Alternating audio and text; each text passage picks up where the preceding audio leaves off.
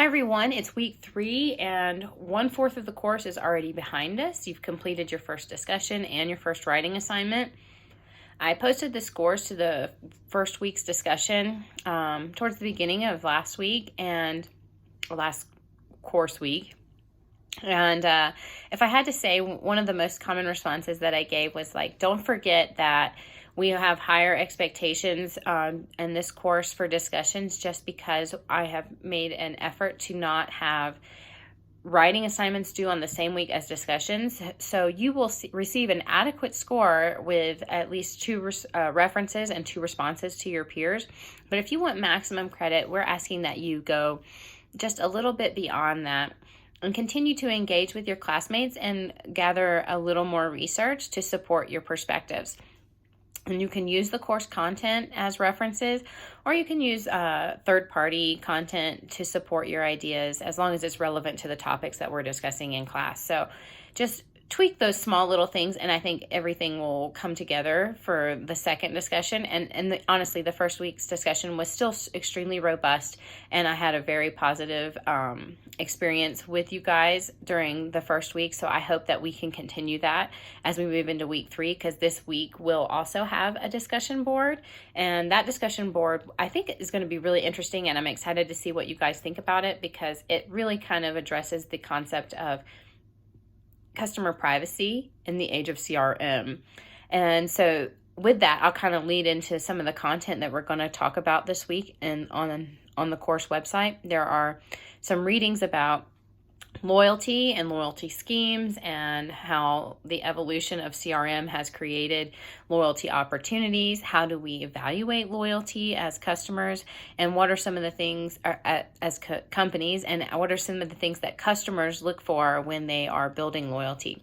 So think about a company or a product to which you are extremely loyal, and what are those influences that make you feel loyal to that company? Is it just the fact that, growing up, you've always used this product? It's just top of mind awareness for you. It's your go-to product. Is it the fact that they have a reward system? Is it convenient? Is it their brand image? Is it consistent with something that you feel compelled to support? I mean, what are the things that really build loyalty for you? So is it a personal relationship? I mean, the list goes on. So that's what I want us to kind of think about. And how does CRM play into that, that system of building loyalty? And when we contribute to a company by being loyal, what are we willing to divulge? So right now it's almost unprecedented, which is an overused word at the moment, but it's accurate in terms of the amount of digital information that's being transferred between customers and companies, because at the moment it's almost supported by our culture to make purchases via digital platforms to enforce that mitigation for in-person contact. And with that, mobile applications, website ordering has just exploded. So what are the CRM ramifications of that?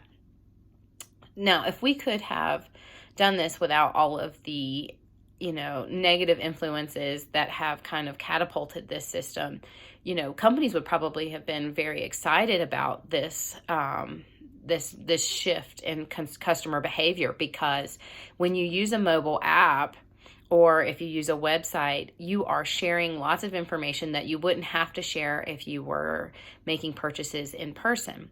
Mobile applications usually take your personal information in terms of contact information. Now they can automatically communicate with you.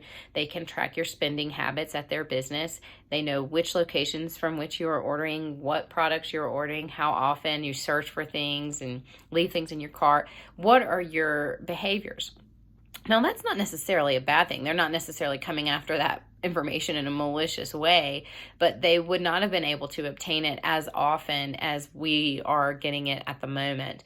So it's just something to think about.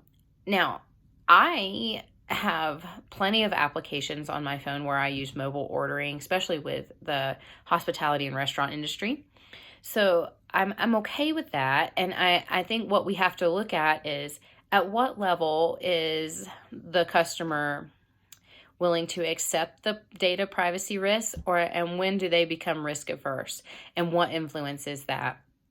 And what role do companies play in fostering a safe and understanding environment where privacy is taken into an ethical consideration? So that's what the conversation will be about this week on the discussion board. There'll be a TED Talk and also some information from Esther Dyson, who has spoken about this in the past, but she doesn't have as many recent publications about it. So I guess I added the TED Talk just to make sure that it's something that, it feels like it hits close to home and we can understand it and we can kind of put it in perspectives of our own lives as consumers. And then also as marketers, how do we feel about our role in this system?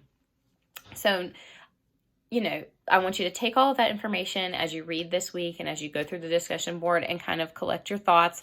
And let's have a great discussion about where we see CRM's role in building loyalty and also in data privacy.